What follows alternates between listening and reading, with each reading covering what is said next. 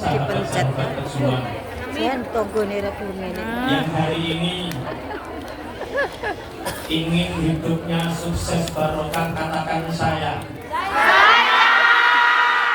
Yang ingin hidupnya sukses bahagia, katakan saya. Alhamdulillah, semoga dijabah oleh Allah. Teman-teman seperjuangan, sahabat-sahabat berjuang, saya manggilnya sahabat berjuang karena kami anggap panjenengan adalah pejuang keluarga. Dan semoga diteruskan menjadi wasilah perjuangan agama. Semoga pertemuan kita pagi ini tidak hanya pertemuan di dunia, juga nanti kita akan bersama-sama di surga. Di dunia ijma' bainana fil jannah hatta barzakh. Bagaimana engkau mengumpulkan kami di dunia, semoga engkau mengumpulkan kami di barzakh sampai ke surga. Sahabat berjuang, ada 6 hal yang harus kita persiapkan. Ada 6 hal yang harus kita persiapkan agar hidup kita ini menjadi orang yang sukses dan bahagia, sukses dan barokah. 6 hal. Kami biasa menyebut namanya tawaqoh atau tahapan, atau dalam Al-Quran aqobah, wa ma adraka mal aqobah. Aqobah itu jalan sempit, agar kita meraih sesuatu harus melewati belokan-belokan tertentu. Namanya aqobah. Aqobah yang pertama yang harus kita persiapkan untuk menjadi orang yang sukses barokah, yang pertama adalah persiapkan himmatul qawiyah. Himmatul qawiyah itu cita-cita yang kuat. Himmatul rijal tuhdimul jibal. Cita-cita kuat seseorang bisa merobohkan gunung.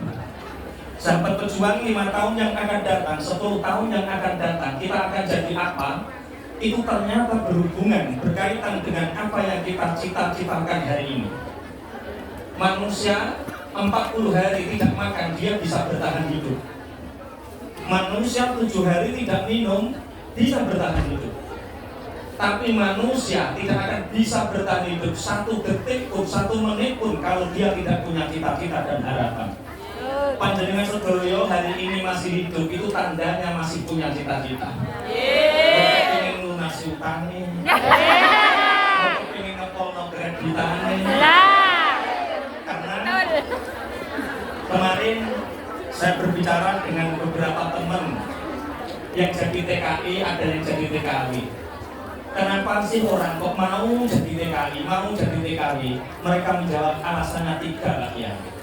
1, karena hutang. Ada yang seperti ini? Banyak. 2, karena wirang. Wirang itu malu, mau nikah nggak jadi. Karena tidak direstui. Wirang. Wirang, utang. Yang ketiga adalah kurang. Kita lihat kemarin, Masya Allah, di Bekasi ada 25.000 orang berkumpul untuk mencari pekerjaan. Sedangkan keluarganya dalam keadaan kurang. 3 hal ini, hutang, wirang, kurang. Semoga panjenengan ketika pulang hutangnya lunas. Amin. Semoga nanti ketika panjenengan pulang wirangnya hilang.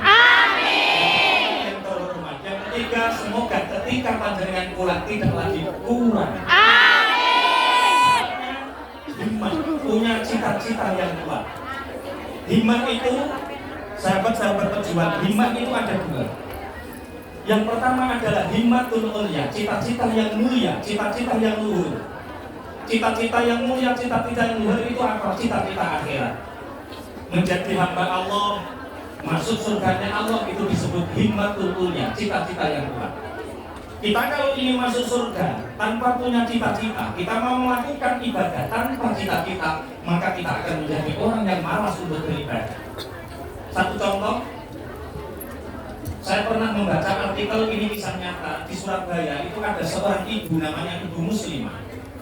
Ibu Muslimah ini, teman-teman, pekerjaannya itu pemulung. Ngerti ya, pemulung itu tukang ambil plastik, rosokan, bahasa Jawa ini. Rosokan itu 1 hari dia penghasilannya 25.000 rupiah. tapi dia punya himmah, dia punya cita-cita ingin melakukan ibadah kurban. Masuk aku mau melarat, masuk aku mau ora duit, masa sih seumur hidup kok gak pernah melakukan ibadah kurban. Saya harus beli kambing.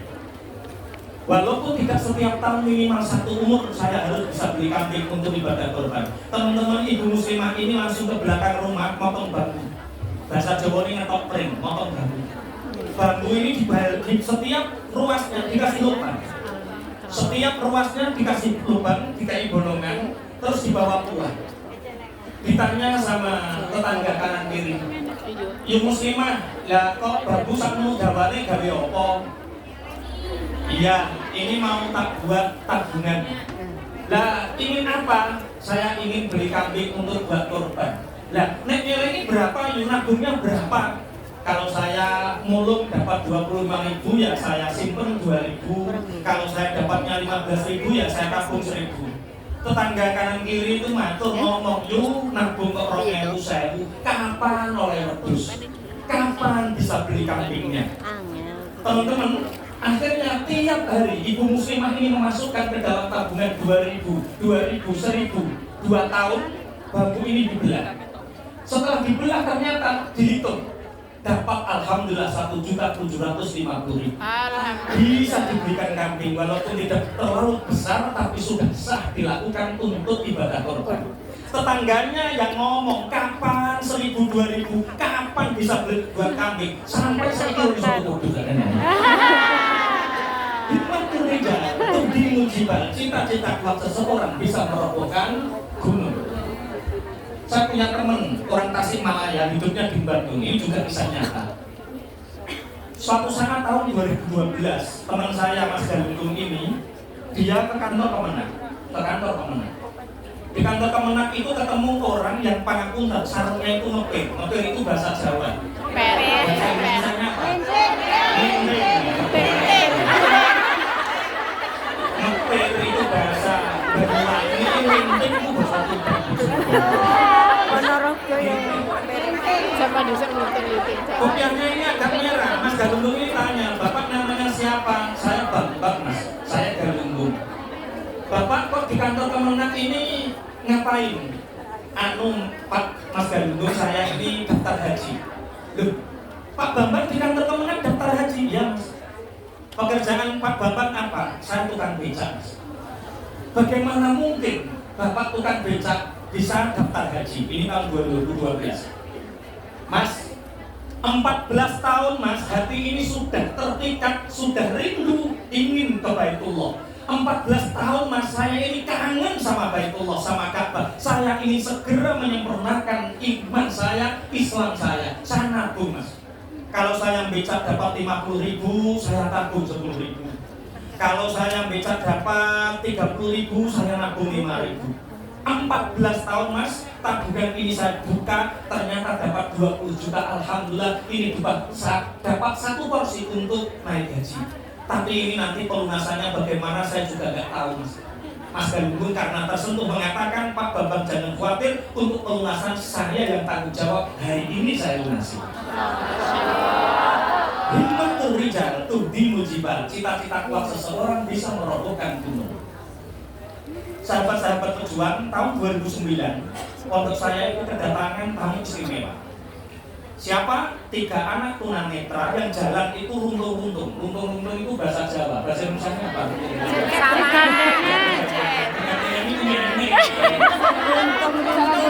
Runtung itu bergandengan, yang satu depan, belakang itu runtung-runtung.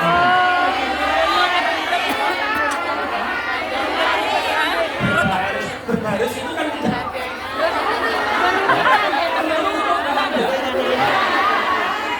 Berurutan. Datang soal. "Pak Kiai, kami mau sowan." Enten nopo kan, enten nopo. "Begini Pak Kiai, kami bertiga ini ingin mondok di tempatnya Pak Kiai, di pesantrennya Pak Kiai." Saya kaget. "Mas, dalem Pak Kiai. Ini tempat sholatnya agak jauh, kamar mandinya, toiletnya agak jauh, tempat ngajinya juga agak jauh. Ini asramanya lantai 2. Ini kalau kalian mondok di sini apa gak ngerepotkan teman-temannya, ganggu teman-teman?" Pun Pak Kiai kata salah satunya, beri kami kesempatan 3 hari Pak Kiai. Kalau 3 hari ini kami bisa mandiri, ke tempat sholat belajar sendiri, ke kamar mandi sendiri, ke asrama sendiri, pun Pak Kiai terima. Tapi kalau kami selama 3 hari tidak bisa mandiri, ditolak gak apa-apa. Tak beri kesempatan, saya beri kasih kesempatan 3 hari, alhamdulillah bisa mereka bisa mandiri. Tak tanya, ini kok mau mondok, mau apa? Ingin menghafalkan Quran Pak Kiai. Loh, menghafalkan Quran? Iya. Alasannya Pak Kiai, saya itu tunanetra, kami bertiga tunanetra. Paling banter seandainya kerja, paling banter itu ya paling banter dari tukang pijit. Kami ingin menghafalkan Quran, kami ingin menagih janjinya Rasulullah. Ketika kami nanti masuk surga, kami bisa memberi mahkota kemuliaan, mahkota kebahagiaan kepada kedua orang tua kami. Kami ingin membanggakan kedua orang tua kami Pak Kiai. Dan terus, ya sudah, panjenengan terima Allah, kami terima Bapak. Kami terima setiap hari anak tunanetra 3 ini nabung sama saya. Hafalan kadang 4 ayat, kadang 12 ayat, kadang 4 ayat, kadang 12 ayat. Alhamdulillah 6 tahun setengah, yang 2 selesai jadi hafid Quran. Yang 1 diterima di salah satu pondok pesantren Bait Quran yang diasuh oleh Dr. Syihab di Tangerang. Alhamdulillah sekarang sudah ngasuh pondok pesantren di Bandung. Yang 1 punya pondok namanya Pondok Sam'an. Sam'an itu pendengaran. Kenapa pondoknya Sam'an? Karena kiainya santri saya itu yang tunanetra, santrinya 40 itu tunanetra semua. Kemarin soal ketika Idul Fitri kita tanyakan, apa Pak Kiai? Sampai tunanetra, nggih, santrinya tunanetra. Ada yang normal, ada Pak Kiai yang tukang masak sama yang bersih-bersih. yang masak sama yang bersih-bersih. Nah terus kok kiainya tunanetra, santrinya tunanetra 40. Yo tata gerakan anaknya. Yo sering Pak Kiai wong padha raroe. Alhamdulillah Bapak Ibu. Setelah nabung 4 ayat, 6 ayat, 12 ayat, dan sekarang punya pondok pesantren, orang tuanya sudah dimuliakan sama beliau, diberikan rumah, kemudian dikasih uang setiap bulannya. Alhamdulillah sudah bisa memuliakan orang tuanya walaupun belum masuk surga. Pertanyaannya, panjenengan semua sahabat-sahabat berjuang, pertanyaannya, panjenengan sudah nabung apa? Belum. Hafalan Al-Quran apakah sudah nabung? Belum. Nabung uang apakah sudah? Belum. Untuk dapat haji, untuk beli korban? Belum. Semoga dimudahkan oleh Allah. Belum, semoga segera mudah-mudahan. Hikmatul rijal tuhdimul jibal. Cita-cita kuat seseorang bisa merobohkan gunung. Terutama ini cita-cita himmatul ulya, cita-cita akhirat. Yang kedua ada namanya himmatus sufla, cita-cita rendah, yaitu cita-cita duniawi. Ingin punya rumah lantai 2, ingin punya mobil, ingin semua, itu harus dicita-citakan. Kita sebagai orang muslim tidak boleh langsung tetek penting urip, enek dinggo gak enek golek. Gak ada kita cari, ada kita gunakan. Orang seperti itu dia tidak punya visi besar dalam hidupnya. Makanya harus punya cita-cita. Bagaimana mengejar cita-cita duniawi? Yang pertama adalah 1, vibrasikan. Apa itu vibrasi? Vibrasi itu harapan yang digambarkan. Kita boleh bermimpi sesuatu yang tidak mungkin, tapi cara meraihnya harus mungkin. Nanti saya terangkan yang kedua. Begini, saya tak cerita, saya punya teman, bisa saya cek di Google atau YouTube. Ada perusahaan di Jawa Timur namanya perusahaan Aksa Media. Aksa Media itu milik teman saya tanya, Mas Rizal, ini Pak Yai, Aksa Media ini 1 bulan omsetnya berapa? 8 miliar Pak Yai. Oke, 8 miliar. Mas Rizal usianya baru 31 tahun, omsetnya 8 miliar. Anak baru 1, istri juga baru 1. Misalkan kalau ada laki-laki yang omsetnya perusahaannya 1 bulan 8 miliar, kira-kira dengan jawab istrinya berapa? 10. Yang jawab 5 itu berarti nggak percaya sama suaminya. Kus nurut saja, dia tetap 1 Pak Kiai, ya tetap 1. Itu rahasianya apa Mas? Saya tanya gitu. Pak Kiai, ini sekalian saya tanya. Gitu. Tanya apa Mas? Dulu ketika saya kelas 2 sanawiyah Pak Kiai, saya itu punya buku namanya buku harian. Buku harian itu saya catat semua di situ kegiatan saya. Termasuk apa yang menjadi catatan saya, catat buku harian. Namanya apa? Diare.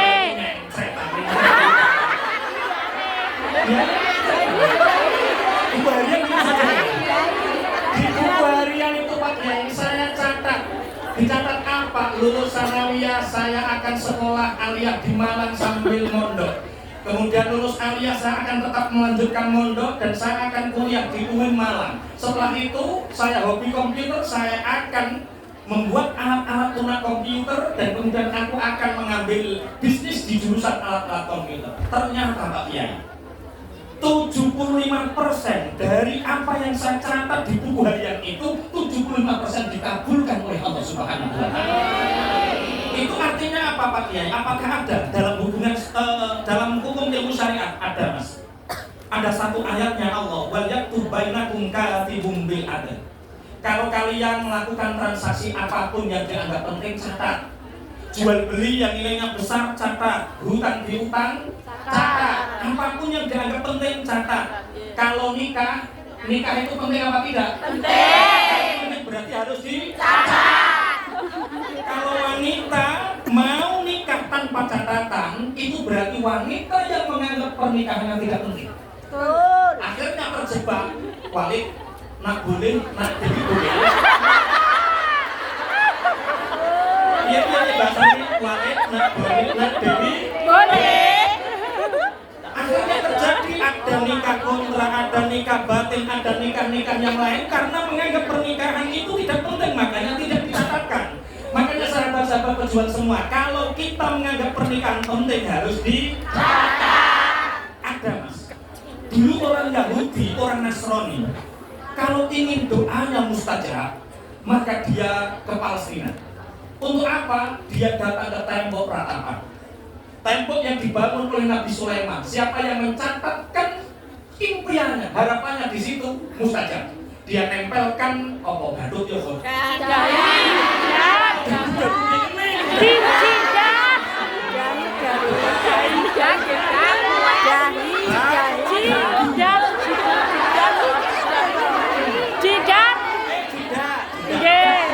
Jika batuk ini ditempel di tembok ratapan kemudian nulis, maka mustajab. Teman-teman, sahabat-sahabat semua, hari ini kita punya tembok ratapan modern. Hari ini kita punya tembok ratapan gaya baru. Apa namanya? Status WA dan status Facebook. Apa yang panjenengan catat di situ itu akan mudah mustajabnya. Kalau teman-teman nyatat di status WA, contohnya tonggo maka 5 tahun yang akan datang, 10 tahun yang akan terjadi itu ya urusan ribet karo tonggo. Maka tulislah yang baik-baik, buat status yang baik-baik. Itu akan menjadi kenyataan. Itu namanya vibrasi. Amin. Betul. Catatkan, itu namanya vibrasi. Ini tidak pamer ya. Saya tak cerita malam pertama saya. Boleh nggak?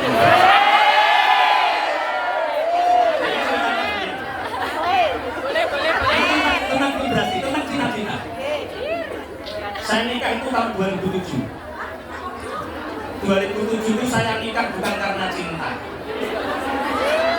Beda sama teman-teman saya. Teman-teman saya itu menyatakan kalau nikah tanpa cinta itu akan terasa hampa. Nah, panjenengan nikah karena apa Pak Kiai? Saya nikah karena kasihan.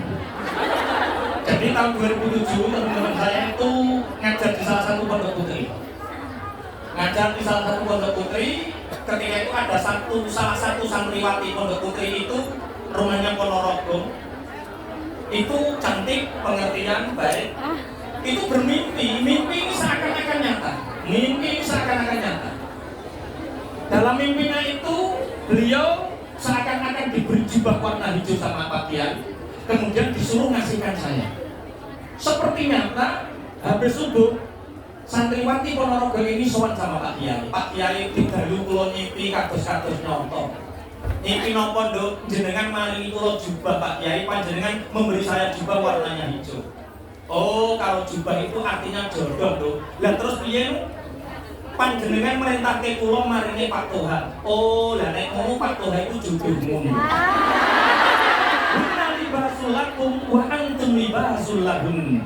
Suami itu pakaian bagi istri, istri itu pakaian bagi suami. Berarti Pak Toha itu jodoh munduk. Dan mumpung ini liburan, segera ke Bojonegoro, ceritakan mimpimu, mintalah untuk dilamar. Teman-teman, betul liburan datang, cerita mimpinya diceritakan, Pak tolong es kula ini jenengan lamar. Saya kan kasihan.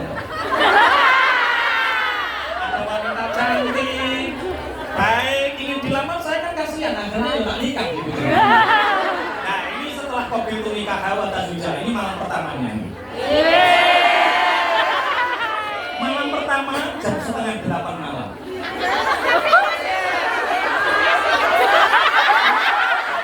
Kaburnya itu jam 7:15. Anak sudah pulang, teman-teman sudah tahu dari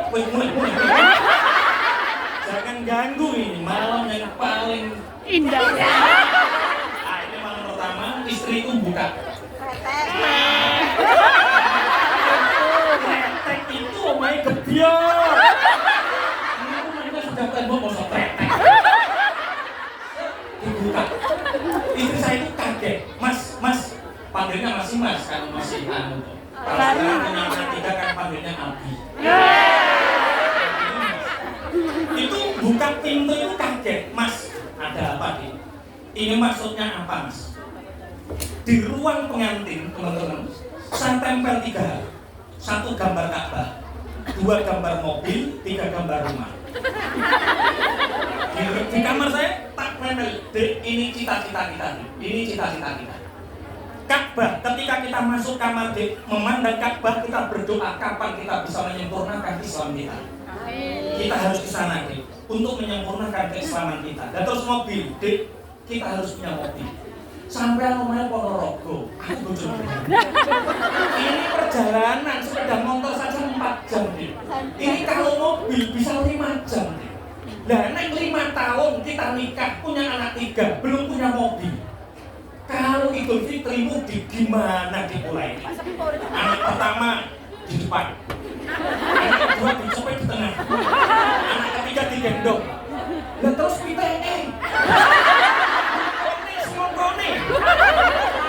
yuk kabarnya menantu silaturahim ke mertua, kabarnya itu memberi sesuatu 100.000, 200.000 uang saku pada mertua. Tapi hakikatnya ketika menantu datang itu pulang itu kita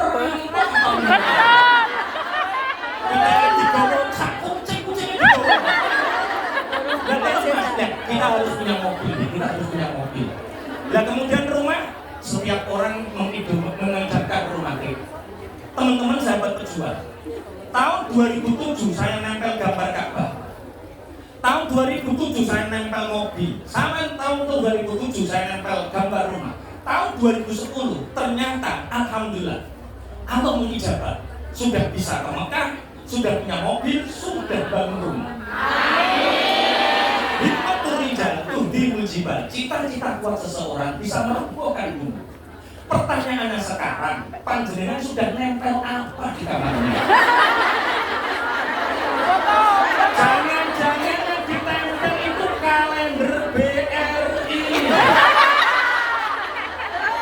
Jangan-jangan yang ditempel itu kalender BMD, sehingga secara otomatis teman-teman, otak kita akan terinstal, di otak kita akan terinstal kapan lunas, kapan lunas. Sehingga hidup kita yang dipikir hanya kreditan dan angsuran. Tolong habis ini suaminya yang di rumah, anak yang di rumah, mbaknya di rumah, mbak, nak, mas, tolong kalender bank itu semua bakar. Ganti dengan foto mama, ganti dengan foto saya. Biar didoakan dengan segala kebaikan. Allahumma amin. Hikmatul rijal tuhdimul jibal. Cita-cita kuat seseorang bisa merobohkan gunung. Ini yang kita persiapkan. Jadi yang ikut nanti, para punten, ini ada beberapa sesi, ini akan terus berlanjut. Yang ikut nanti tolong harus punya gambaran apa yang saya tempel nanti di kamar saya, apa yang dilihat suami ketika di rumah, apa yang saya lihat ketika di kamar saya, dan ini akan menjadi cita-cita kita, harapan kita. Allahumma amin. Baru satu, sudah setengah jam, padahal masih ada 5. Lanjut. Yang kedua, apa yang dipersiapkan? Al-ulumul wasi'ah, ilmu yang luas. Ilmu apa Pak Kiai? 1 ilmu dunia, 2 ilmu akhirat. Man arada dunya fa'alaihi bil ilmi wa man arada al-akhirah fa'alaihi bil ilmi. Siapa ingin menggenggam dunia, bahagia di dunia, nyaman di dunia, dia harus punya ilmu, namanya ilmu dunia. Kalau orang tidak punya ilmu dunia, pangapunten, dia akan terlena. Sehingga saya cerita, saya punya rutinan, biasanya di Taiwan punya rutinan, teman-teman sama TKW, ada yang TKI. Itu rata-rata ngeluhnya seperti ini, Pak Kiai, saya kerja di Taiwan sudah 10 tahun, 15 tahun, tapi ketika pulang saya nggak punya apa-apa. Apa yang terjadi teman-teman? Karena dia hanya bisa nabung dan tidak memperdalam ilmu. Dia tidak mau belajar lagi sesuatu yang bermanfaat untuk dirinya tentang dunia. Sehingga mereka satu rata-rata terjebak apa? Investasi bodong. Paham maksudnya investasi bodong? Teman-teman sahabat pejuang, kalau Anda tidak menguasai ilmu bisnis, maka tolong nabung saja. Uang bawa pulang, jangan ikut investasi apapun. Karena apa? Satu, bisnis itu harus dimulai dengan startup, growing, startup, running, growing, establish, baru business owner. Tingkatan business owner untuk investasi itu tingkatan yang kelima ilmunya. Kalau panjenengan tidak paham startup, running, growing, establish, baru business owner tidak tahu, cukup nabung saja. Banyak teman-teman yang pulang tidak bawa apa-apa karena di sini ikut ini, ngangsur lagi. Apa yang terjadi? Tidak bawa apa-apa. Karena apa? Orang akan dikalahkan oleh kebodohannya sendiri. Al-insanu aduma juhila. Manusia itu musuh dari apa yang dia tidak ketahui. Yang kedua, multi level marketing, trading forex. Banyak yang terjebak di sini. Dia tidak tahu ilmunya, seakan-akan tahu. Ini perusahaan besar, kamu tinggal jualkan. Kok dapat ini, yang penting orang setor uang, setiap bulan dapat uang. Pangapunten, hasil tidak pernah mengkhianati proses. Kita tahu di sini mengumpulkan uang itu sulit apa mudah? Sulit apa mudah? Tergantung orangnya. Kalau orangnya tahu ilmu dunia, insya Allah orangnya jalan-jalan, uangnya jalan.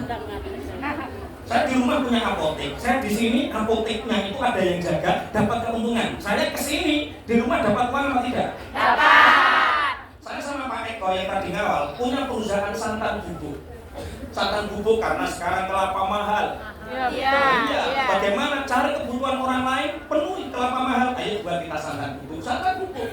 Ini dijalankan oleh sales-salesnya. Mereka jalan, saya di sini sama Pak Eko. Di rumah dapat uang apa tidak? Dapat. Oh ternyata dapat uang itu mudah kalau tahu ilmunya.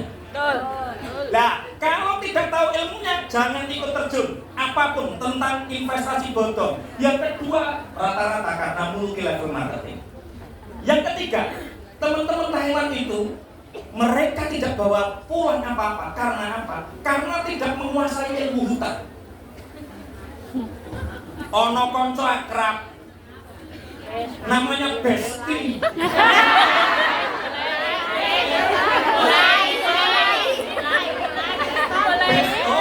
Besti. Punya teman akrab Besti. Akhirnya sering kalau akad, kalau minggu bareng, nonton bareng, ngaji bareng, apa-apa bareng. Akhirnya sama-sama butuh uang. Mbak, apa Besti? Besti kuji. Ini uang ada enggak ya? Saya mau pinjam, kebetulan saya juga enggak ada. Nah terus, ayo sama-sama pinjam. Nah kebutuhan berapa? Ini suami itu mau bangun rumah kurang 50 juta. Ya sudah, saya juga butuh 50 juta. Nah terus, hutang salah satu di antara mereka paspornya dibuat jaminan.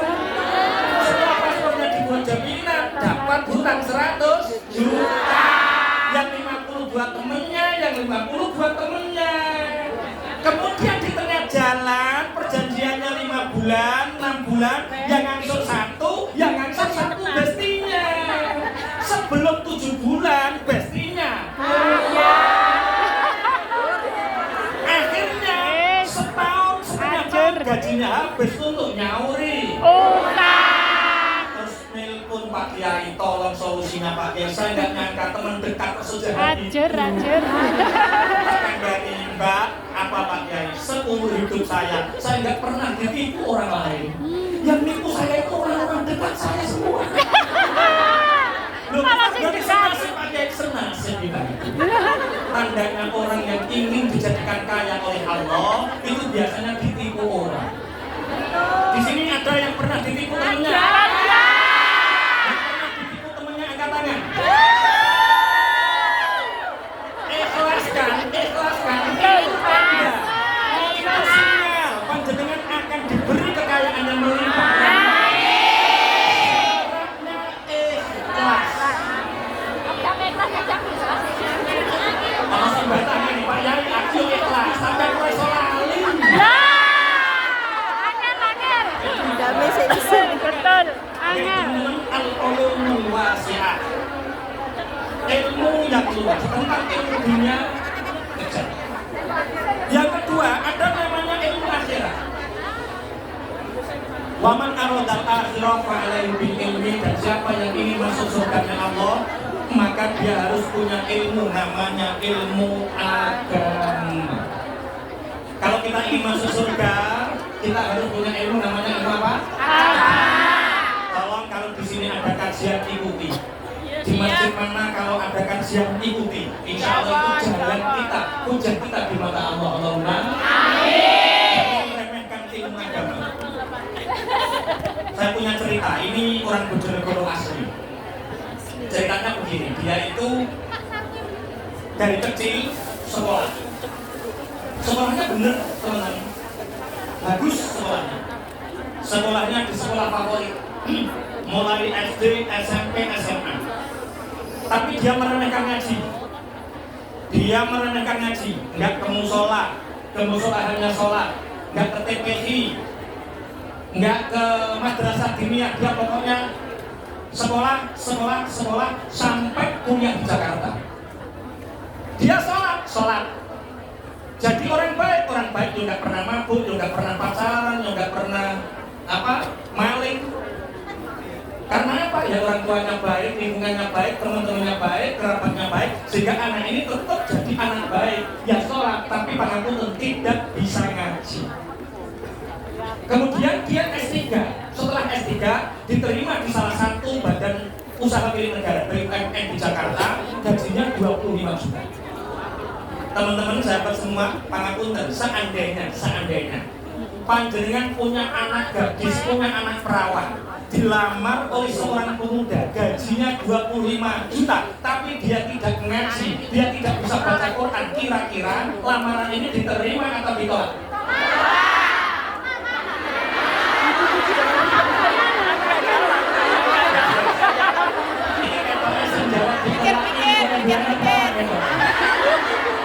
Seandainya jenengan mawon, tidak anak, tidak cucu, panjenengan dilamar oleh orang yang pekerjaannya 1 bulan gajinya 25 juta, tapi orang ini nggak bisa ngaji, nggak paham ilmu agama, nggak ngerti pikir ini bener apa salah, ngelamar jenengan, kira-kira diterima apa ditolak?